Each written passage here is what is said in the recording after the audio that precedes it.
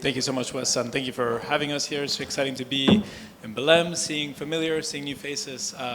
My name is Humberto. I'm a journalist at OPIS, we're a price reporting agency, so I cover both compliance and voluntary markets. I'm based in London. It's been a really exciting time to be both on the compliance and the voluntary side. I cover biodiversity markets as well, as these are developing, nascent, but we're seeing similar challenges and exciting opportunities in both spaces. So excited to be here with you guys today and to learn from my fellow panelists here. I'll let them introduce themselves, but yeah, I think it's a great time to be in Brazil, learning about the challenges. Brazil is obviously establishing its own compliance market, and obviously as a big provider of carbon credits, we'll see how that's integrated into its compliance system. But yes, starting with you, Elitsa, and then we can go down the panel. Great, I'll try to keep it brief. My name is Elitsa, originally Bulgarian, been working in finance for 7 years prior to joining the carbon market. Currently working as a commercial lead at Genvision. We work at the intersection of AI, carbon, and compliance. So we work with auditors, we work with developers, we work with the demand side and with standards to bring better projects to market faster with the help of specialized AI. How we do that, I'll tell you in a bit, as I promised to keep it brief. Hi, I'm Charles Bedford. I'm the founder and chief impact officer at Carbon Growth Partners. We're an investment company in the carbon markets, upstream investments. We are engaged in the policy front as well, and in the biodiversity markets. We look at it from an investment perspective and super interested in what's happening on the tech side and the digitization of information. Hello everyone, it's Kavi. I'm the CEO for Earthood. We are a validation verification body doing projects all over the world. 20 years of my life just doing carbon offset audits, and my perspective today would be the DMRV side, which we are building as a third-party auditing company. Thank you. Hi everyone. Thank you for the invitation and also for the audience ambition and resilience about going through these panels for several years. And thank you, Stan, also for hosting us, and Hedera for supporting us. And my name is Raphaël De Ry, and I'm the founder of Straatos. We are also an Hedera grantee, and we provide a platform supporting project developer on the ground to channel the data into like data structure system to provide like a pathway to help and support like the implementation of digital projects. Thank you so much for everyone for introducing yourselves. Very excited to get into this conversation. And having been a journalist for a while in this space, something that we cover often is digital innovation. I mean, we've seen in the last 5 years the growth of blockchain technology. AI has been huge in this space, and it's affected every part of the so-called supply chain in the carbon space. So we've seen how this affects MRV, fundraising, registries, blockchain, the use of AI. I want to hear from each of you guys on a practical way of, it's great to have different perspectives here, to have people who are working in AI, investors, registry, auditing. When it comes to your role in this space, I'd be curious to see what the latest digital innovation is and how that affects how you work with projects on the ground. How does that, Elitsa, if you want to start us off, how is AI, how do you use AI when it comes to projects? Yeah, I promise to give you more details on how we bring better projects to market faster. So let's start with the faster bit. The way we use AI is to help understand large volumes of data, a lot of times unstructured data, and to come to conclusions about that data. And I'll give you a practical example. If you're an auditor, there's about maybe 100 of these in the world. You have to process a huge amount of projects, an ever-growing amount of projects, plus an ever-growing amount of requirements and complexity about it with the same team. So how do you scale that, right? Everyone talks about scale at this COP, which I think is really interesting and needed. So you need to achieve greater scale, but you have the issue of more workload and more complexity. And this is where AI comes into play. So what we do with the tool that we've developed is we ingest a project developer's data room, we create a checklist based on the methodology they're using, and AI does the work of auditing that data against the methodology requirements. where ultimately it's the auditor that retains the judgment of whether they agree with that conclusion or not. A lot of time we get asked, oh, but are you trying to replace auditors? Are you evil? Is AI going to take our jobs? No, we're trying to do the opposite. We're trying to help people do more with the same amount of resource that they have. So that's one practical example of how we're using AI in the carbon market nowadays. I think I'm a big fan of talking about what you do on a daily basis. I think a lot of these panels are what we should do, what will be great to have. It will be great to have integrity. It will be great to have speed, but rarely do people talk about what they're actually doing about it. So that's one example of what we're doing today. Oh, that's very exciting, and thank you, Elitsa. Charles, you play a key role as an investor. What digital innovation tools do you look at when you look for projects to invest in? Yeah, that's a great question. I mean, I'm a conservationist by training and spent 20 years with the Nature Conservancy, and so I'm really about and focused on our nature-based carbon projects. And this is a particularly complicated space for knowledge, and essentially understanding and how do you process this. It's also tricky from an investor's perspective. So if you look at the registries, and I know, Wes and the Hedera Foundation working hard with Vera to upgrade, that legacy standard. But I started, working on carbon projects in 2009, and I've read a lot of 390-page PDDs. That's kind of hard on the eyes, and I even skipped the 80 pages of the calculations because it wouldn't mean anything to me anyway. So using is just like you said, that sort of AI to actually understand, digest this information, and then spit it back out in a way that you can actually understand it, is super useful. I love the work that Hedera does on this, and I also love the work that Equitable Earth, which is really, they've had the advantage of being a late mover and coming into the space and just building new versus a retrofit. And that continuous validation, the use of AI tools, for the developers and for the buyer investors is super valuable. I'd say then the next step really is like, for nature, it's really critical we know for every square meter on the planet, how much carbon is there, right? Including what's under the ground or under the water if you're near shore. And that's not actually readily available, but there are a bunch of great tools and companies out there which have started up these essentially, I guess I'd call it geospatial assessment tools like sea trees, Chloris Geospatial, Space Intelligence. How much carbon is there? I've come from we've actually seen in the time I've been involved in the carbon market, transition from tape measure to, space and sort of algorithm, pictures, and then to, LiDAR and spectrometry at the sort of the aerial level, and then dive down into the, even that from space, getting LiDAR and spectrometry and using those sorts of things. So those tools are super exciting because we have to know what we are going to preserve or we won't preserve it. So that's another example, I think, where I think, we as investors are constantly looking at that. I'd say the last example is from the biodiversity space, and that's a super cool Colombian company that I am involved with a little bit, Straatos. It's a habitat banking company, so it's purely regulatory play, but they have built essentially a tokenized land, I guess I'd call it a tokenized land registry, where you can, and I just did, just to make sure I could do it, a few minutes ago, I went on to Straatos.co and bought a TEBU, which is a biodiversity credit unit. And what that means is that I bought it, $27, gets me 10 square meters conserved, managed for biodiversity for the next 30 years. That's a pretty impressive thing. I did this, in the little bit of interspace between the two panels. And we actually happen to have the owner of this habitat bank in the room, is Mauricio Serna back in the back. So he can speak to you about like what that means and how you put this together. That sort of rapid transformational tool hasn't been there before, right? You can buy tokens of stuff, but not for a guaranteed term of conservation management. So I think those are the sorts of tools, smart contracts we would love to see. Haven't seen a lot of that yet. And then, there's a variety of other things as well.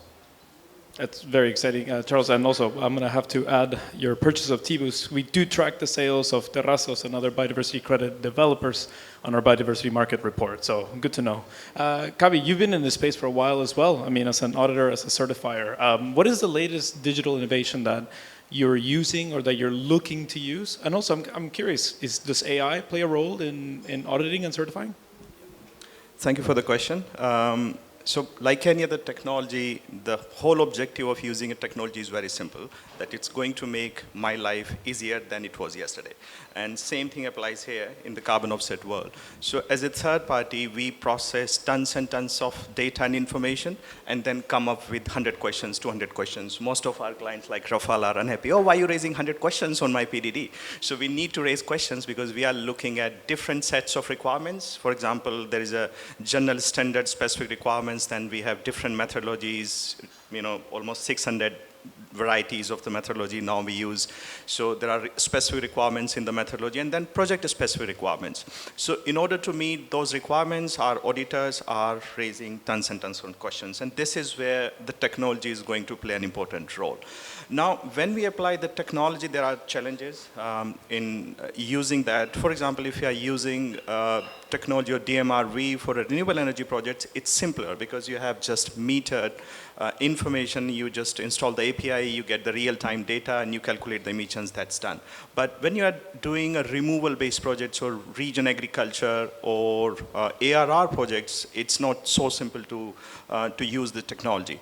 Now, to answer your question, as a validation verification body, what we did, we are doing pilot with VES and Rafa and quite a few other projects we are doing with Gold Standard and Vera on the DMRV. So the first thing is that as a validation verification body, we focus on reporting and verification, not on the first, which is monitoring, because monitoring is with the client. And this is where the challenge we faced the first time, that okay, if even as a validation verification body, I'm ready with my tools and technology, but the clients are not giving me the digital information because programs and standards are not ready or they are not asking for it. So I cannot use my technology because eventually I need the digital information at the first hand in the PDD or otherwise.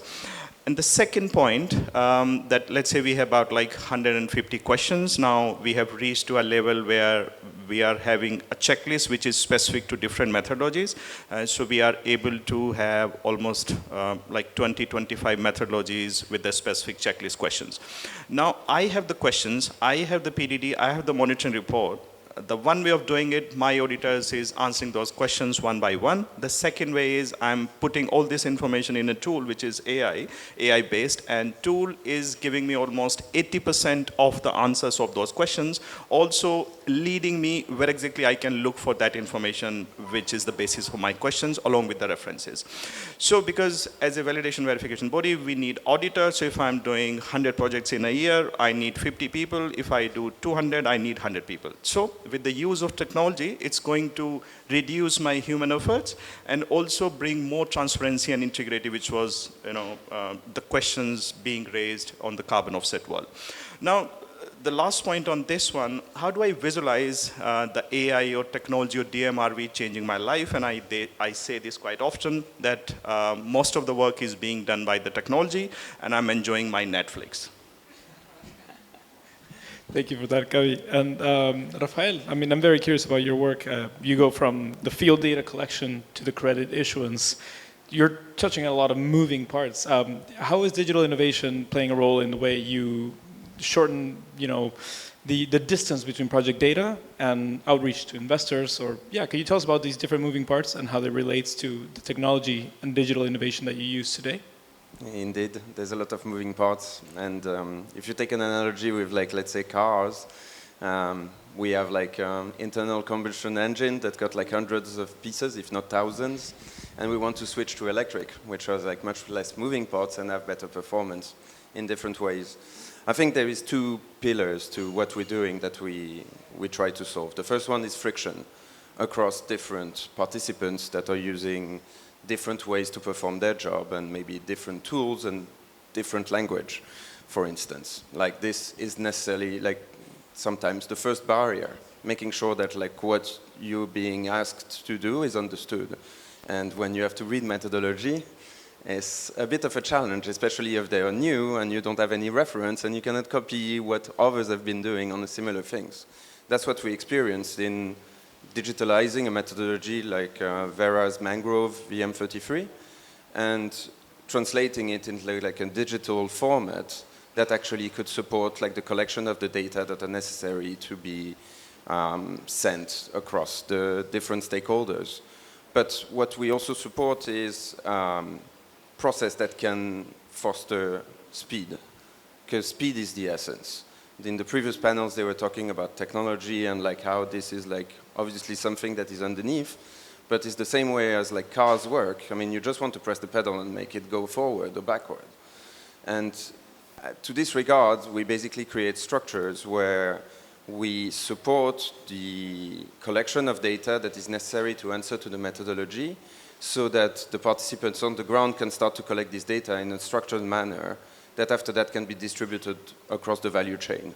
What is also a benefit to that is the fact that PDDs are restrictive by nature. 90% of the information that is collected is going to be discarded because you're going to keep the minimally valuable information, because if something is not necessary, there is no point adding it because you may be faulted by your auditor if that information is not 100% accurate and if they do their job. And so that's where we have like a benefit to collect this data and after that distribute it across to improve also the operation on the ground and make it like more like relevant to other stakeholders that may need this information. And to this regard, we were there like when one of our partners had a project for mangrove. This is the first project we pushed in a digital format to Vera. And the auditor visited like about a year ago in Senegal, so Kavi's colleagues. And at one point they had pre-selected like a field, like a plot where this partner had planted mangrove. And it was very far from the shore. It was like 3 hours boat, 1 hour walk in the mud. And the team on the ground was concerned because like that means we would only visit that plot on that day. And luckily, the year before we had started to actually monitor all the activities that were taking place. So we equipped the team with like tools that could record information and also store photos and evidence about what has happened before. And so we took a moment and showed that to Vishnu and Sadaf. And they went through it, and then they discussed together, and then we waited, and then they came back and said, okay, we're satisfied with what we see. Let's visit 3 others nearby so that we can do our work. And that's where we reduce massive processing. We could provide them additional information that was there, but not collected in a disparate way as it used to be before. And we could accelerate the way that they could do their work so that they could speed up the work that the project developer was doing. And I think at the end is where like, how do we get technology to support that effort is by making it like more accessible to the participants of it without the friction of the complexity of the mechanisms. No, very, very interesting, Raphaël, and thank you for that. I mean, you guys have seen how something that really interests me, both in the carbon and the biodiversity space, is MRV. I mean, MRV has evolved tremendously over the past 2-3 decades. I mean, I think some of the projects we covered began with on-field measurements, but the state of the art has now advanced and it's come a long, long way. Kavi, I'm really curious, could you walk us through, I mean, Raphaël provided us with an example of being on site and looking at this. As an auditor or certifier, what is some of the latest MRV technology or usage that you're seeing now, and how do you adapt to it as well? So I give 2 quick examples on the use case of the MRV. So one is in the cook stove, we are doing a pilot, and the second one is a region agriculture project which we are doing, and obviously we do a lot of ARR as well. So the cook stove is rather the best case because there is a chip installed in every single device which is being distributed. So let's understand the scenario before the DMRV and after the DMRV. Before DMRV, our client is distributing the cook stoves, let's say 10,000 or 20,000 in a country like Nigeria or somewhere. And then he's giving me enough of the information that he has actually distributed 20,000 cook stoves, like invoices or purchase records, their internal records, distribution date and everything. Then as an auditor, when I'm going on site, my job is the following. A, he actually distributed 10,000 or 20,000. Second, what was the date when he distributed, and was the the identification of the family of the person who is using it, like the KYC documents or something. So thank you. So in order to complete that verification cycle, my team is selecting a random sample and then visiting the household. Normally it takes a week time, 2 weeks time, depending on the situation, what Rafa was highlighting. This happens quite often that, okay, we plan to visit 10 households and now because of weather conditions or civil unrest or any other activities, we are not able to do 10. So how do we conclude our verification? Because program and standards are asking us that, okay, how many samples you did? Oh, you did 10 or you did 12. You were supposed to do 16, so rejected, you do it again. So those were the scenarios before DMRV. Now with the DMRV, because the chip is installed in a device, so I can actually know the location of each and every single device which is being used at a particular household, sitting in my Delhi office or London office or anywhere else.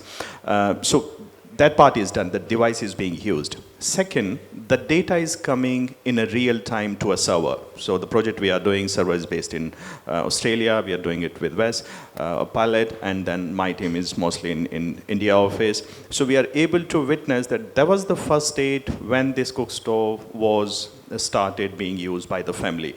And those are the hours for which the cook stove was in use.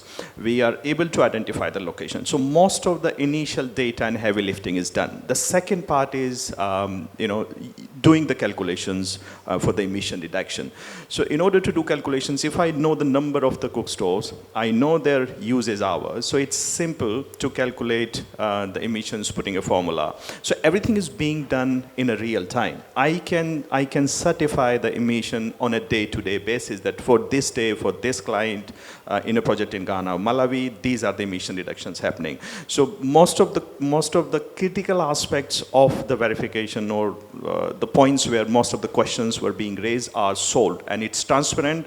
If I can access that data, anybody can access that data who has the permission to look at it, and most likely everybody would arrive to the same numbers of emission reduction because everybody is looking at the same data sets in real time. So this is how the use of DMRV is dramatically changing the way we have been doing validation and verifications. So the only remaining part is the reporting side. So if I have the real-time data access on a platform, so I can give this access to a program and registries, to Gold Standard or Vera, to anybody else. So this is how I'm able to make my conclusions because I'm able to verify the data in real time. It would be easier for them. So this is the cook stove example. Same thing apply with the region agriculture projects we did recently in Europe. So in this case, the end users are the farmers who have adopted to be part of this carbon offset program.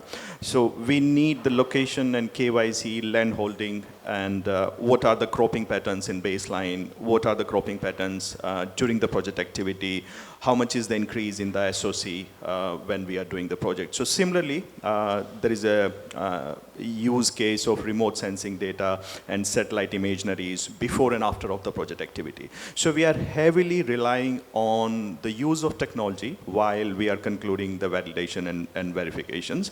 And it's bringing transparency. That was one of the questions raised on the carbon offset and still being raised, that how much is, how can you give assurance on the transparency of the data or the integrity of the overall subject. So this is how, DMRV changing the way we've been doing validation and verification. The next important thing is the timings, because if we are doing everything manually, then it takes us just to complete a site visit at times 2 weeks, at times 3 weeks, depending how big is the location and the project. But if you are using a technology, maybe 2 days, maybe a day, because we are just cross-verifying some of the plots that, okay, the information which you are collecting is coming from a technology perspective. I just need to give extra assurance that, okay, this is working. For example, in a cook store project, I need to just verify the codes once, that the formulas and algo which are going behind the platform or the model are working accurate, and then it's easy work for us. That sounds like a tremendous amount of data, and also thank you for going into detail, because it is, as a journalist, I'm also very interested in how these things are done on site, the checking. It sounds like AI could definitely help in terms of organizing this. So Elitsa, I'm very curious, who goes to you and says, oh, is it project developers, is it the issuers, is it certified, like who, and how do you sort all this data? I mean, it sounds like there's different techniques of MRV. How do you use AI to sort all through that? What filters do you use, or what's your strategy when it comes to looking at all this data you get from on the ground? Yeah, that's a great question. Thank you. I think working in the carbon markets, it's fascinating in that if you look at data, you receive a lot of types of different and scattered data, because project developers have different data. Every project developer gathers data differently, organizes data differently, submits data differently. So on one hand, you've got this granularity on the inputs. And then if you look at the standards that are out there in the carbon market, there's more than 60 standards out there. This is a lot of ways you could have the output. So you kind of have this diversity of input data and then diversity of output data. So what do we do with that? Who do we work with? I'll give you a few examples. If you're a project developer, you might want to know, okay, if I'm following VM0047 by Vera, what do I need to say in order to be compliant in my PDD? What is missing? How do I go about this based on the data that I have? So what we would do for a project developer is we would take their data room, we would take the methodology that they're following, and then we'd run an AI automated compliance check and tell them what's not compliant so they can get better at it, they can improve the PDD. And then once they submit that to Earthood, for instance, for Kavi's team to check, they have a lot fewer findings and their project is in a much better shape, which means there's less to fix once the VVB reviews the project, but also the whole process is faster because the PDD is just in so much better health. In terms of the standards have a lot to gain if PDDs are healthier on one hand and if VVBs can do their work faster with the help of AI. So the way we're looking at this is, for example, we've been speaking to Plan Vivo, who have a lot of carbon project developers going to them. Some of them are very small. They don't have the capacity, they don't have the funding to afford a full-on VVB process.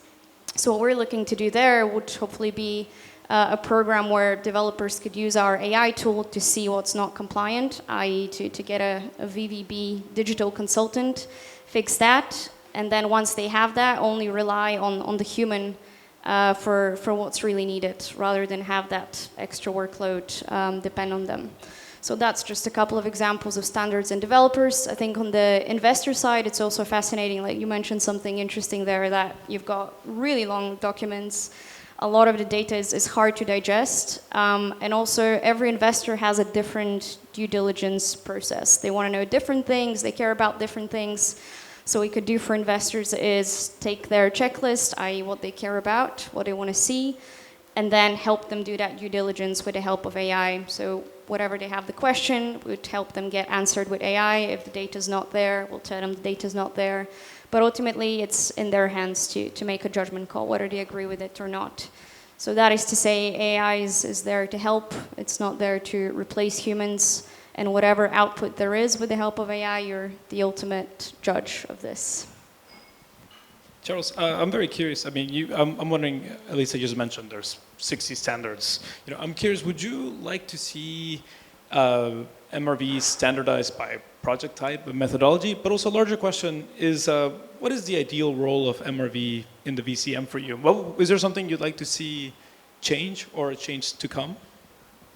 Well, I think it's pretty tough to standardize MRV across the 600 different methodologies or ways of creating a carbon credit. I mean, I think the outputs could be the same, and you can, and then there's some risk adjustment, like you can use AI for understanding risks of non-delivery, of failure, of, you know, of the variety of things. So I think there is we could evolve more towards that. I think it's a little tricky. I mean, the problem with a commodity market that's not a commodity market is not a commodity market. You know, it's just not that fungible when you really look at it. Mostly because, you know, it has been until recently, and still is, kind of a story market as opposed to a, you know, a commodity piece. So someone called it an arts market. An art market, in your yeah. Climate Week. Yeah. And so how do you DMRV a Van Gogh versus a Gauguin? You know, so it's a tough way to do it. That said, I mean, I think we can get a lot better, right? I mean, we can certainly do a lot better in terms of like the outputs. Like, is a ton?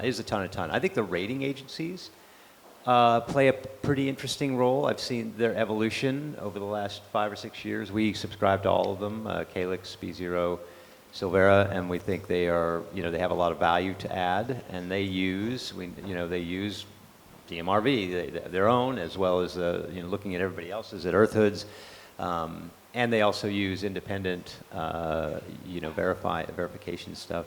The other thing I think that's super interesting to me is the transparency into the actual projects themselves, especially smallholder projects, which are, I think, the toughest projects to do in the carbon market, right? If you're trying to aggregate 10 or 20 or 50,000, you know, 1 to 2 hectare smallholders, to get them to do stuff, to pay them, to track what's going on, that is a very, very time-consuming task. And I think up until recently, and with the advent of IoT, you know, IoT sort of devices like sensors, and the, you know, space and airborne LiDAR and spectrometry, you were really not able to do that, right? And so that's super exciting.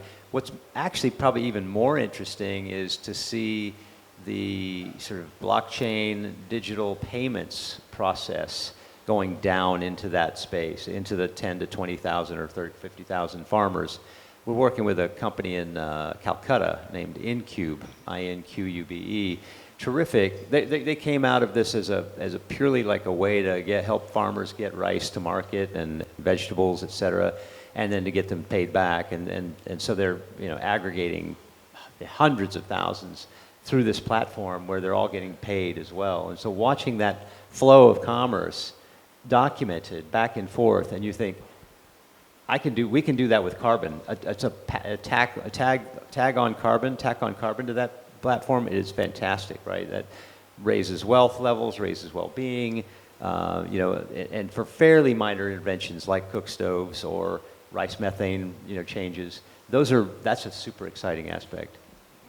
Raphael, I'm really curious, in your case, again, you're touching base with everyone along this very big vehicle. I mean, how is working with, you know, say, Vera or certifiers in this space, and how do you untangle all the data that you must get? And I wonder, do you present data in different ways to different players in this market? Like if I were an investor, do you, are these some of the questions you... Yeah, we can custom make them. Yeah, depending on the needs. An insurer is going to have a different need than a community, then it's going to be different from someone specialized in biodiversity.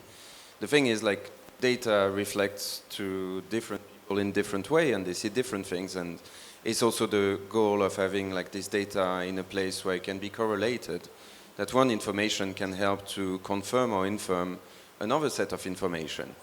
But to the point of the MRV about what you're saying earlier, I think what is the great opportunity with these systems is standardization. Because digital workflows have to be structured in a certain way. And when it comes to application of methodology and DMRV implementation, you basically going to collect the same standard signal and data stream. And that's where like it's going to really leverage a capability to streamline these systems much faster and much stronger, and help also to benchmark projects against each other so that you can see if they perform better or not. And also you can reduce things like fraud by being able to have a set of indicators that may pass through some gaps of the methodology. Because from an interesting perspective of a software engineer who actually digitalized the mangrove methodology, he says that digital methodology are living organisms, and they keep developing, they keep improving, and you keep like working on them. And that's what you want in this market, is basically iteration that helps to gather more information in a way that it complements what you're trying to achieve.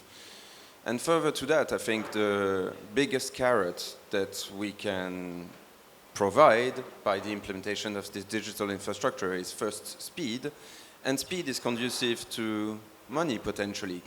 DMRV, for instance, it's been agreed by both Vera, Gold Standard, and also like a different working group on which we work together, Kavi. And it can lead to like faster issuance, possibly quarterly issuance, with a bit of a buffer just to make sure that everything goes all right. But when you look at like the mechanism of the project, and if you can already like for a project issue on a quarterly basis, if the methodology is conducive to that, and renewable energy, for instance, is very applicable, cook stove can be also applicable, and then it means that financial cash flow of the project is going to be much improved by that. And one of the working group we were working on, which was the carbon market infrastructure for the World Bank, DMRV working group, was also coming to a conclusion that was like, look guys, we're not going to go perfect from the get-go, and we should stop thriving, but we should be trying. And getting all the actors to understand that and go forward is the steps that's going to help us to go into the right direction. So to answer your question, is like, data first needs to be structured in a way that can be distributed to any stakeholders. And I think also when it comes to MRV and DMRV in that case, I think there is one important component, which is social MRV. And you mentioned about like payments to farmer in Calcutta, and there is this unified payment infrastructure that was mentioned in the previous panel, PIX here in Brazil, now Brebe that is being developed in Colombia, and benefit sharing mechanism at the moment are very opaque. If you look at like Vera, VCS5 that they're trying to develop also, and get approved, in-kind benefits are very shady. A lot of project developers are saying that they distribute 60, 70% to the community, but that includes the salary that they pay for planting mangrove or trees. And that would have happened anyway. Mm-hmm. So that's the kind of thing where like, as long as you get data to flow and you can get like data for payment, both to the standards, to the verifiers, to the community, you start to have like a clear balance sheet that really show like a stream of co-benefits that for the moment is not highly substantiated. And you get a lot of photos, but like you can get like a lot more. Mm-hmm. Yeah, it's really worth double-clicking or pushing a bit on that point. It's super important, that transparency of trackability of that transaction right down to the landowner, the landholder, the beneficiary. So, and that should be. The tools are all there. There's really not much of an excuse to not have that transparency at this point. So when I clicked the buy a Tebu, a biodiversity credit in Colombia 20 minutes ago, I was sitting next to Mauricio and his family, who'd been pushed off this land 50 years ago during the Civil War. Recently came back to it, decided not to be cattle farmers, they'd rather be biodiversity farmers.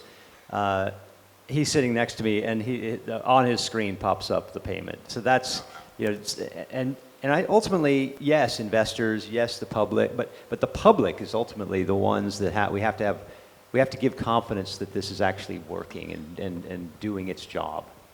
Yeah, and Can I play devil's advocate for 30 seconds here? You're asking what's the barrier, why are we not adopting all these cool tools? I think cost is one of the main barriers. There's lots of really good technology out there, but it's way too expensive for project developers to adopt it today. But I think the good news is that there is a technology race, so it's easier to build an application. I can build an application in a weekend. So because everyone's competing on this, the cost is going to go down. So it'll be faster and cheaper to come up with something in the future, which will probably bring the cost down for those involved and drive adoption. And the future's next week, because you've got the weekend. But that's what you see, this competition on Earth observation services. GIS is actually highly competitive, and I worked for one, yeah. yeah, and it's a race to zero in some ways. Some service at the end may end up like being free. And it's the alignment of all these systems. And as we got to transparency, you know, I think a lot of us have been on countless panels where you get like very high profile, either project developer or buyers that are like asking for transparency and it's not there, and like that's why this market doesn't scale. But I think we're at a point where if you really want transparency, I mean, like you can get it. And so when you get the due diligence from the investors and you put like full transparency, and after that, like they find other excuses, you know, to deploy capital. So it's like you reduce the field of the excuses that they can possibly put in place not to invest in this market. Yes, and I like reporting on transparency, so definitely we'll be keeping an eye on that. I think we have 3 minutes left, but I'm curious, just covering compliance and voluntary markets, it's interesting to see, obviously, the adoption of 6.2, 6.4 last year in Baku, so now we're in a Article 6, post-Article 6 adoption world. But I'm curious, for the next 5 years, if you could give us maybe like a closing sentence of what you'd like to get done in the next 5 years in this space, and yeah, what is your goal to achieve by 2030, just as a closing statement. Elitsa, starting with you. I'll end up with one of my favorite quotes. It's the height of cultivation runs to simplicity. It's not about the daily increase, it's about the daily decrease. I think a lot of the carbon markets for the past few years has been, how do we add more, like more requirements, more MRV, more complexity to this? And it just keeps getting harder and harder and harder, where our goal would be to make things simpler. And whatever technology we put out there, it'll be to achieve this, to help people get their projects to market faster by making the whole process simpler for everyone involved. So I'd probably challenge you to think about this on your way out. Like, what can you remove from your process? What can you simplify? What can you do without? There's a lot to be done there, I think. Yeah, I mean, to riff on that a little bit, I think that's exactly right. I'm increasingly curious about why companies don't just go directly to the projects themselves, go past the registries, go past the certification standards, no offense, past the, the MRE, because they're in a certain set of projects, you can get there already, right? So, I mean, I'm optimistic about that transparency, evolution in this market, and excited about that. I think it's super interesting. What I'd like to say, I mean, we ultimately have to, in order to make these markets make a difference, we have to have demand. Demand is the critical thing. So I'm working now on putting together a buyers coalition in Asia to increase the market signals for high quality projects, right? And we'll put in place, these sort of trackability, transparency type of tools that are, becoming increasingly common and relatively and dropping in price as well. So my focus over the next 5 years is really making sure we see the massive spike in demand that can make the markets actually do the thing that they're supposed to do. They've been basically a sandbox experiment, for 20 years. I'm not optimistic about Article 6.4. 10 years is almost an inexcusable amount of time to fail to generate a couple of rules. 6.2, I have a lot more optimism around because there's the flexibility in countries to make things happen. And I think that the transparency tools that are out there will make that a high integrity market without the sort of the oversight of a 6.4 body. So the main question is, do we have the technology which we can use? The simple answer is yes, we do have the technology which we can use. And the second obvious question is, can we afford it? This is where, Rafa and everybody was talking about that unless my buyers for the carbon offsets are not able to give me the price which I'm investing in my technology, it will take some time to be happening in the real life scenarios. For me, as a validation verification body, I'm going to do it whatever it takes for the operational excellence reasons, because it will reduce my efforts, it will bring in transparency, I'm able to produce the reports and deliveries on time. Most of the clients are sort of complaining about the timelines. I never had a CTO in our company because we are not a tech company, but now we are in the process of having a CTO. So next 5 years, ultimate dream, 80% of the work is being done by the technology, and I'm watching Netflix. You're really big on Netflix. Love your vision. I think Elitsa started with like a proverb, and I think it's not by improving the candle that you create electricity. And we are at that stage where like this infrastructure also like need a lot of like upward investment in order to create these gateways to transformational change. And as regard to where I want to be in 2030, so first I hope the crediting period for 6.2 extends to 2035 because we need more time. And the second one is one thing that we faced a lot, and especially for mangrove project, is like we had people coming and asking for support for like a project that was like maybe 200, 300, 500 hectares. And the threshold with the current system was about 1,000 hectares. And we hope that with this digital system we can cater to this project and we can push them to market or at least operationalization in a matter of like maybe 3 months. And then I think we would have reached our goal, yeah. That sounds very, very exciting. 3 months especially. Raphaël, Kavi, Charles, Elitsa, thank you for joining us today. I hope you guys got a lot of things from that panel, very interesting, and look forward to meeting you in a couple of minutes. Thank you, everyone.